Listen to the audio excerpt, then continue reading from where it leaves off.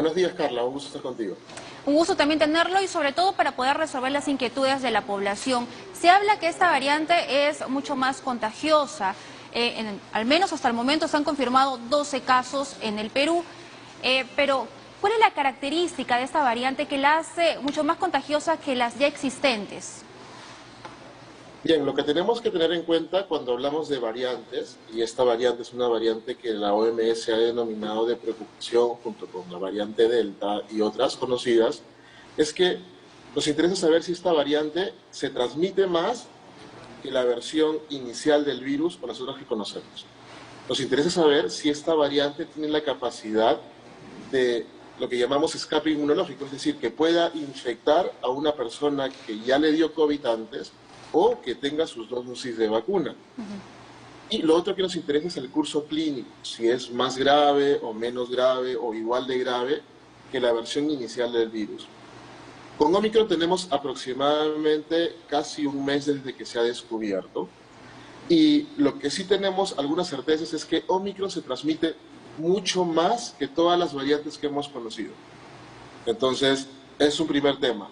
Al transmitirse mucho más rápido, va a generar brotes rápidamente. Lo otro que interesa es que también se ha descubierto que Omicron tiene esta capacidad de infectar más a quienes han tenido COVID antes o personas que ya tenemos 2 dosis. Entonces, esta suma de más infecciosa y la capacidad de infectar a personas que tuvieron previamente COVID o vacunas, hacen que a los territorios donde llega Omicron, desplace rápidamente a Delta. En la mayoría de ciudades donde ha llegado, en 2 semanas se ha vuelto la variante predominante y generando brotes. Importante lo que dices con respecto acerca de las personas que ya han tenido COVID-19, porque algunos creen, bueno, ya tuve COVID, entonces tengo anticuerpos y relajo de alguna forma las medidas. Y muchas veces sucede también con las personas que ya tienen las 2 dosis. Pero en el caso de que tuvieran, digamos, se vieran contagiados por esta nueva variante Omicron, ¿cuáles son los síntomas? ¿En uno es más grave que el otro o cómo se da? Ese es el tercer punto que quería comentar. El tercer aspecto que nos interesa es el curso clínico, es decir, si esta variante nos da una enfermedad más grave o menos grave que la que ya conocemos. Con Omicron no tenemos todavía la certeza de si es igual de grave o menos grave, dado que en este momento de la pandemia la mayor cantidad de personas ya están vacunadas y como sabemos las vacunas ofrecen una protección contra enfermedad grave y muerte. Entonces, ¿qué es lo que están haciendo varios países? ¿Y qué es lo que hemos encontrado? Se ha encontrado que las vacunas que conocemos todavía mantienen una efectividad relativamente buena contra enfermedad grave y muerte, pero su protección contra infección cae con Omicron. ¿Qué significa esto? Que nos podemos infectar rápidamente por Omicron. Entonces, lo que también se ha descubierto es que una dosis de refuerzo aumenta nuevamente esta protección contra la infección. Entonces, por ejemplo, países como Inglaterra, hace poco también, han decretado que la dosis de refuerzo, que antes era 5 meses, la han bajado a 3 meses, cosa que acaba de hacer el gobierno peruano también. ¿Y cuál es la intención de esto? Si aumentamos la protección contra infección en una variante que infecta rápidamente, vamos a hacer de que la variante o el brote que podría producir no sea tan rápido y por tanto no saturemos rápido nuestro sistema de salud. Antes de pasar a hablar acerca de las dosis de refuerzo, me había quedado una pregunta en el tintero con respecto a las personas que han tenido COVID-19. Aquellas que todavía presentan secuelas, que tienen tal vez el sistema inmunológico deprimido, ¿son más vulnerables de tener síntomas mucho más graves, mucho más complicados en el caso tengan esta variante Omicron? A ver, una persona que ha tenido COVID no necesariamente es que tenga el sistema inmune deprimido, sino probablemente tenga un problema previo y luego tuvo COVID. Entonces, una persona que tuvo COVID sí puede vacunarse. Es importante eso. De hecho, cuando una persona ha tenido COVID y tiene vacunas, su inmunidad, su protección posterior es mucho más fuerte. De hecho, esa es una de las hipótesis por qué en Perú no hemos tenido un brote o una ola por Delta, porque ha habido gran cantidad de personas que han tenido previamente COVID y luego se han vacunado. Bien, importante, entonces importante lo que menciona. Y en el caso de las personas que tienen alguna enfermedad preexistente. De hecho, han sido los primeros en recibir dosis de refuerzo. Para acordarnos, la dosis de refuerzo que se ha aplicado en Perú, primero la hemos tenido el personal de salud, luego se ha aplicado a personas de mayor edad y a quienes tienen comorbilidad. De hecho, la recomendación es que si yo soy adulto mayor o tengo una comorbilidad, es más urgente que me ponga la dosis de refuerzo porque de esta forma voy a estar más protegido. Y ahora sí, hablando del tema de las dosis de refuerzos, ¿no? Acá se ha reducido el intervalo para aplicarse esta tercera dosis a 3 meses, pero estamos hablando de, es decir, ¿es la misma vacuna que ya se nos había aplicado en las mismas dosis o es una versión mejorada? ¿Cuál es lo ideal? A ver, lo que tenemos que saber es que lo que buscamos con la dosis de refuerzo es incrementar nuestra inmunidad o nuestra respuesta contra infección. Eso es lo primero.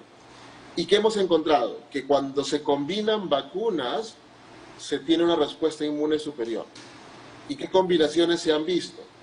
Una vacuna tipo Sinopharm, que es de virus inactivo, tiene mejor respuesta cuando su dosis de refuerzo es una vacuna del tipo vector viral o del tipo mRNA, es decir, AstraZeneca o Pfizer. Para el caso de AstraZeneca se ha visto que su dosis de refuerzo tiene mejor respuesta cuando es una Pfizer. Y en el caso de Pfizer, cuando es Pfizer o Moderna o incluso es AstraZeneca. En el esquema peruano, la dosis de refuerzo es con AstraZeneca o con Pfizer. Y cuando llegue el próximo mes Moderna, también va a ser con Moderna. Entonces, no tenemos que tener miedo si nos ponen una vacuna distinta a las primeras dos que nos pusieron, porque se ha demostrado que uno es seguro. Significa, ¿qué cosa es seguro? Que a lo más voy a tener los mismos síntomas o algunas molestias similares cuando me pongan el refuerzo. ¿Qué es eso? Algo de fiebre, malestar, dolor de hombro, pero más eventos adversos que esos no se han visto.